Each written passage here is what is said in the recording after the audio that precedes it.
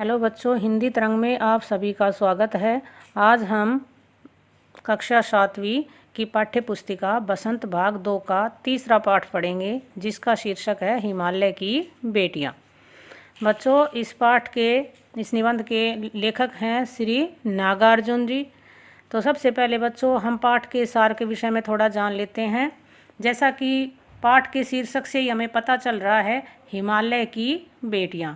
तो बच्चों हिमालय तो क्या है? एक पर्वत है जो कि हमारे भारत देश की हमारे बाहरी आक्रमणकारियों से क्या करता है बच्चों? रक्षा करता है। और हिमालय जो कि एक पर्वत है, तो उसको हम पिता के रूप में कैसे स्वीकार करें, क्योंकि वो तो निर्जीव है। लेकिन कवि ने यहाँ क्या कर दिया, लेखक ने क्या कर दिया बच्चों? यहाँ पर लेखक ने हिमालय का मानवीकरण कर दिया।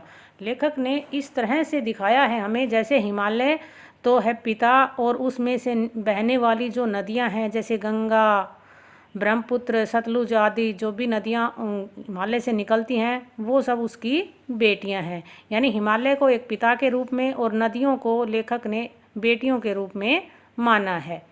तो आइए अब हम पाठ की तरफ बढ़ते हैं। लेखक कहता है, अभी तक मैंने उन्हें दूर से ही देखा था। बड़ी गंभीर, शांत, अपने आप में खोई हुई लगती थी। संभ्रांत महिला की भांति वे प्रतीत होती थी। उनके प्रति मेरे दिल में आदर और श्रद्धा के भाव थे। माँ और दादी, मौसी और मामी की गोद की तरह उनकी धारा में डुबकियां लगाया करता। पहले गद्य में लेखक बताना चाह रहा है कि अभी तक मैंने नदियों को कहाँ से देखा था? दूर से देखा था।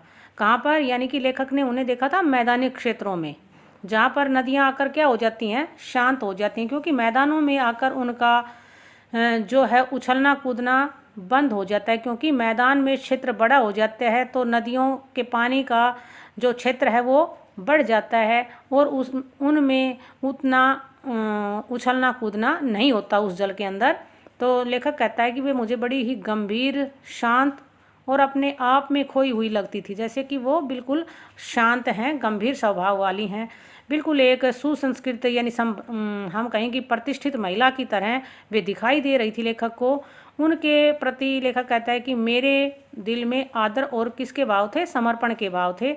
माँ और दादी, और लेखक कहता है कि मैंने जब उनमें डुबकियां लगाई उनकी धारा में, तो मुझे ऐसा लगा कि जैसे मैं अपनी माँ, दादी, मौसी या मामी की गोद में सो रहा हूँ या उनकी गोद में बैठा हूँ।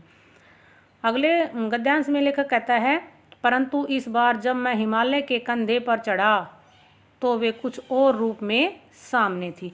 लेकिन लेखक कहता है कि जब मैं हिमालय पर्वत के ऊपर चढ़ा, उनकी चोटियों की तरफ बढ़ा, तो मुझे क्या लगा कि उन नदियों का स्वरूप कुछ और ही था।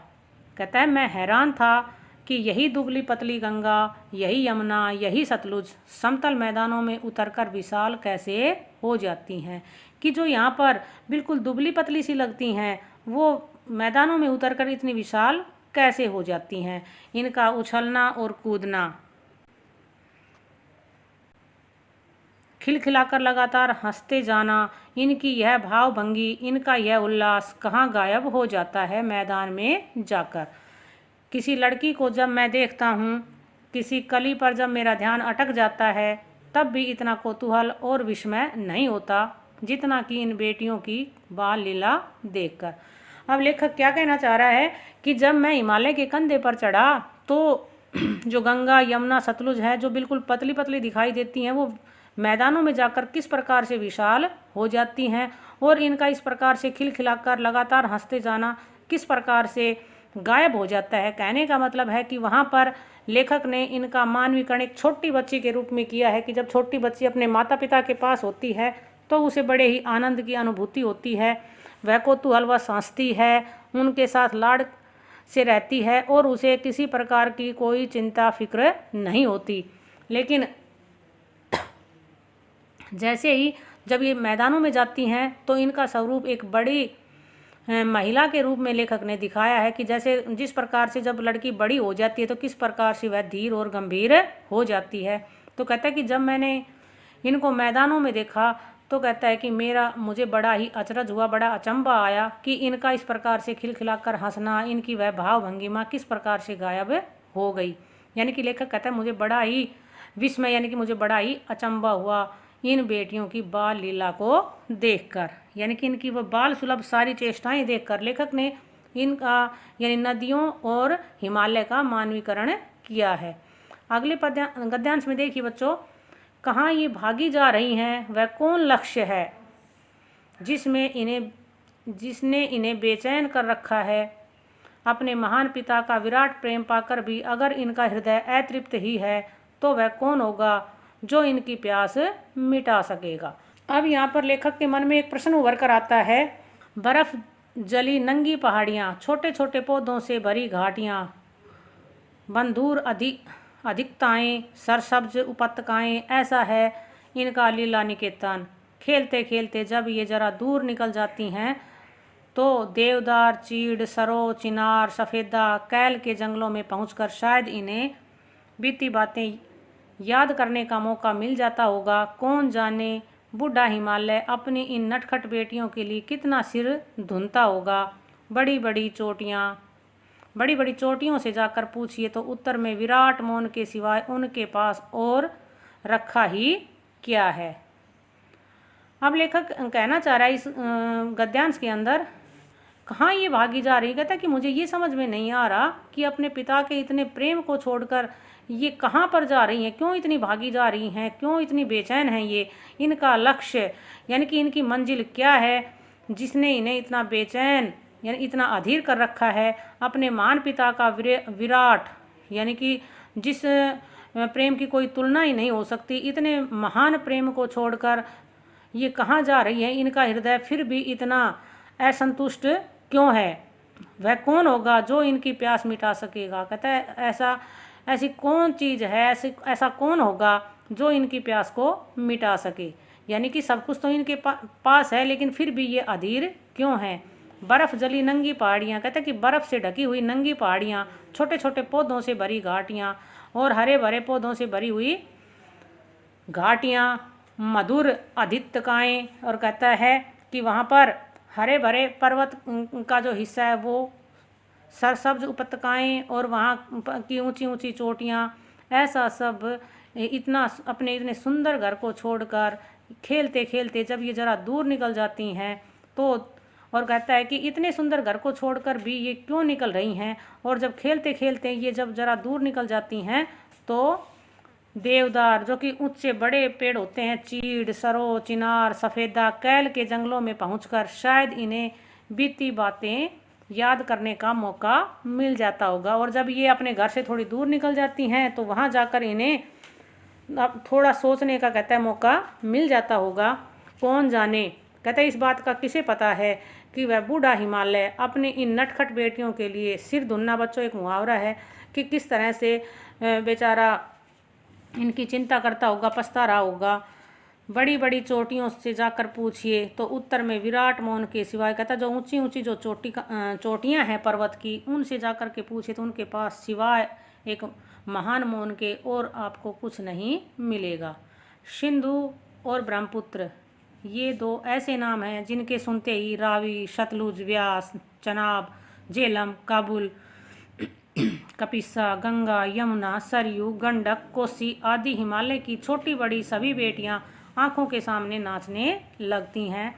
वास्तव में सिंधु और ब्रह्मपुत्र स्वयं कुछ नहीं है, दयालु हिमालय के पिघले हुए दिल की एक एक बूंद न जाने कब से इकट्ठा होकर इन दो महानदों के रूप में समुद्र की ओर प्रवाहित होती रही है। कितना सौभाग्यशाली है वह समुद्र जिसे पर्वतराज हिमालय की इन दो बेटियों के हाथ पकड़ने का श्रेय मिला।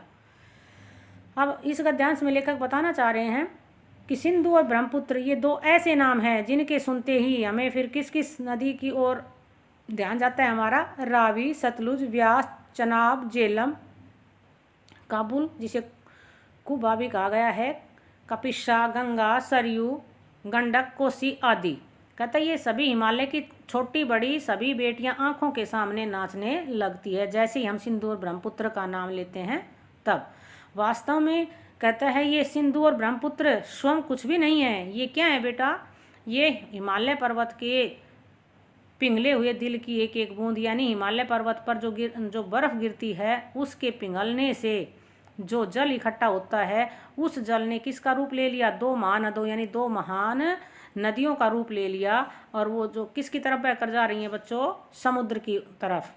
कितना सौभाग्यशाली है। यहाँ पर कवि ने समुद्र को बड़ा ही सौभाग्यशाली माना है। लेखक ने कहता है कि जो समुद्र है वो कितना सौभाग्यशाली है, जिसे पर्वतराज, पर्वतों के राजा कौन, हिमालय की इन दो बेटियों के हाथ पकड़ने का श्रेय मिला। यानी कि लेखक के अनुसार हिमालय इनका पिता है और सागर इनका पति। जिस प्रकार से एक पिता अपनी छोटी बच्ची को पाल पोस कर बड़ा करता है और बाद में जब वो बड़ी हो जाती है तो उसको उसके पति के हाथ में सौंप देता है, उसी प्रकार से ये हिमालय की बेटियां भी हिमालय से निकलकर और कहाँ पर चली जाती हैं, किस में समाहित हो जाती है बच्चों, सागर में। जिन्होंने मैदानों में ही इन नदियों को देखा होगा उनके ख्याल में शायद ही यह बात आ सके कि बूढ़े हिमालय की गोद में बच्चियां बनकर ये कैसे खेला करती हैं। माँ बाप की गोद में नंग धड़ंग होकर खेलने वाली इन बालिकाओं का रूप पहाड़ी आदमियों के लिए आकर्षक भले न हो, लेकिन मुझे तो ऐसा लुभावना प्रतीत होता है। वह रूप की हिमालय को ससुर और समुद्र को उसका दामाद कहने में कुछ भी झिझक नहीं होती। अब लेखक बताना चाह रहा है इस गद्यांश के अंदर कि जिन्होंने मैदानों में इन नदियों को देखा होगा उनके विचार से तो कहता है उनके ख्याल यानी उनके विचार में तो शायद ही ये बात आ सके कि बूढ़े हिमालय की गोद में, यानी कि हिमालय को कैसा बताया है, बूढ़ा पिता के रूप में यहाँ प्रदर्शित किया है। तो कहता है बूढ़े हिमालय की गोद में बच्चियाँ बनकर ये कैसे खेला करती हैं, किस प्रकार से खेलती हैं। माँ बाप की गोद में जैसे बच्चियाँ, चाहे लड़का हो चाहे लड़की, नंग धड़ंग जब छोटे होते हैं तो उन्हें परवाह भी नहीं होती कि हमने कपड़े पहने हुए हैं या नहीं, ऐसे ही अपने माँ बाप की गोद में खेलते रहते हैं बच्चे। तो कहता है कि जो पहाड़ी व्यक्ति हैं उनको चाहे ये अपनी ओर आकर्षित करे या न करे, लेकिन मुझे तो लुभावना प्रतीत होता है, लेकिन मुझे तो ये दृश्य बड़ा ही मनोहरी प्रतीत होता है। मुझे तो इनका ये रूप देखकर, लेखक कहता है, ऐसा लगता है जैसे हिमालय को ससुर और समुद्र को दामाद कहने में मुझे बिल्कुल भी झिझक, किसी प्रकार का कहता है संकोच नहीं है। कालिदास के विरही यक्ष ने अपने मेघदूत से कहा था, बेतवा नदी को प्रेम का प्रतिदान देते जाना। यानी कि कालिदास ने अपना जो उनका एक उपन्यास है मेघदूत कहता है, उसमें यक्ष ने अपनी विरही जो उनकी प्रेमिका थी उनके लिए एक पत्र लिखा और उसमें कहा कि वेत्रवती यानी कि वेतवा नदी के लिए आइए को प्रेम का प्रतिदान देते जाना। तुम्हारी वह प्रेयसी तुम्हें पाकर अवश्य ही प्रसन्न होगी, तुम्हारी वो प्रेमिका तुम्हें पाकर अवश्य ही प्रसन्न होगी।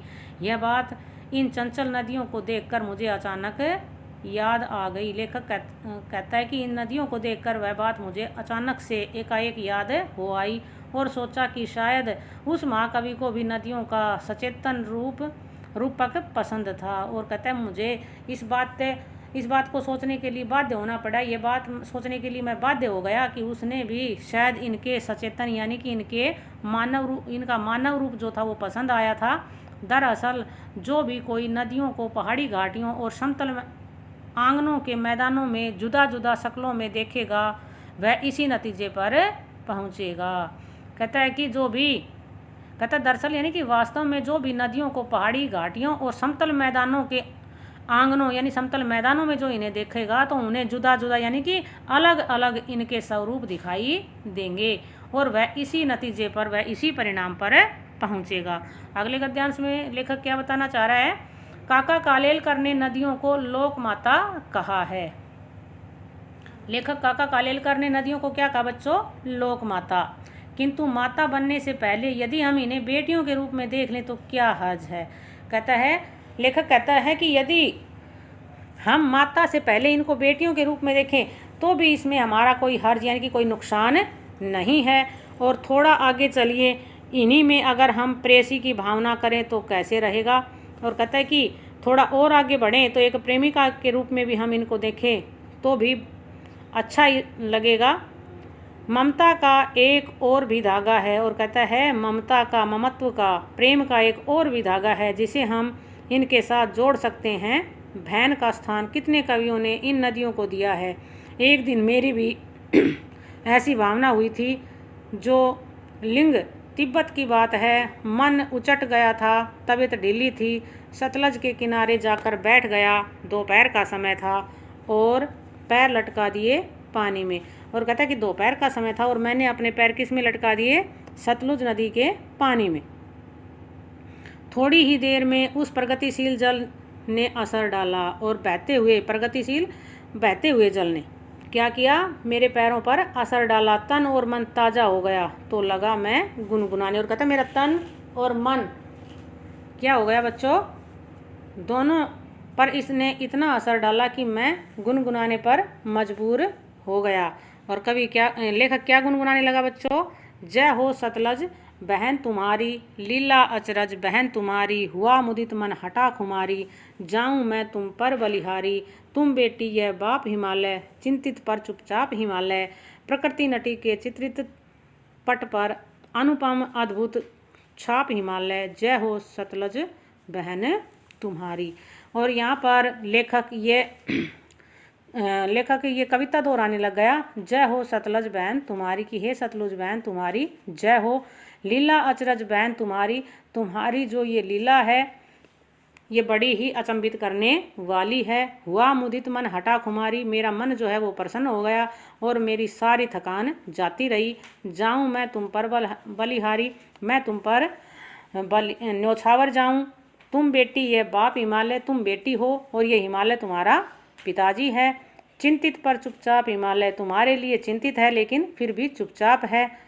प्रकृति नटी के चित्रित पट पर, प्रकृति नटी यानी कि प्रकृति के इस सुंदर चित्रपट के ऊपर अनुपम अद्भुत छाप हिमालय, यह हिमालय जो है एक अनोखी अद्भुत एक अमिट छाप के रूप में है। जय हो सतलज बहन तुम्हारी, हे सतलुज बहन तुम्हारी जय हो। तो बच्चों आज की इस वीडियो में बस इतना ही। मैं आशा करती हूँ तुम्हें अच्छे से समझ आया होगा। और फिर भी तुम्हें अगर किसी प्रकार की कोई दिक्कत आ रही हो तो आप कमेंट बॉक्स में अवश्य लिखें।